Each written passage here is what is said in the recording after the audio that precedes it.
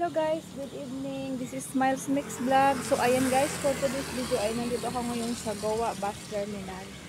So ayan, hinihintay kong dumating si Ate Kim. Nasa Pigaw na daw siya guys. So ayan, nandito ako ngayon sa waiting area ng terminal guys. So ayan, so halos wala na ang mga tao dito guys na nakatambay sa may upuan kasi may mga nagsundo na guys sa kanila. So ayan, ito yung labas ng Goa Bus Terminal guys. So ayan, habang hinihintay, ayan, nagtambay-tambay na tayo dito. Basa yung aking mga guys. And then may dala akong kaputi guys. Naisip kong humingi na lang ng plastic corals para gawin kong kaputi guys, kasi yung kaputi ko na dala, yan na lang ang suotin ni Kim kasi ulan pa uwi guys. Ayan, nandun sa motor. Ayan yung pinamili ko guys, grocery ng konti, at saka bumili ako ng pansit kasi birthday ni mama bukas guys. Ayan, while waiting guys, ayan, wala pa yung bus.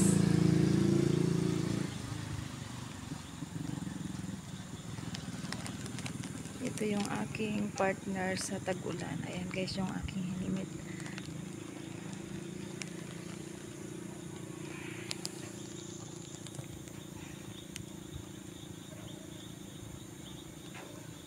Parang nandito na guys yung aking hinihintay. Sana nandito na si Ate Kim. Habang hindi pa umuulan, makabiyahe na kami pa uwi guys. Ayan, ito na yung bus. Bus Easy Liner ba?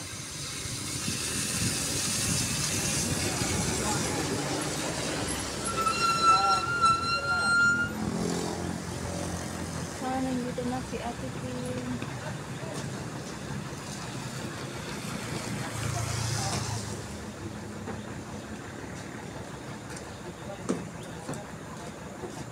Ayan, wala pa siya guys. So maghintay pa tayo ng isang bus na dumating. Panigurado nandito na yung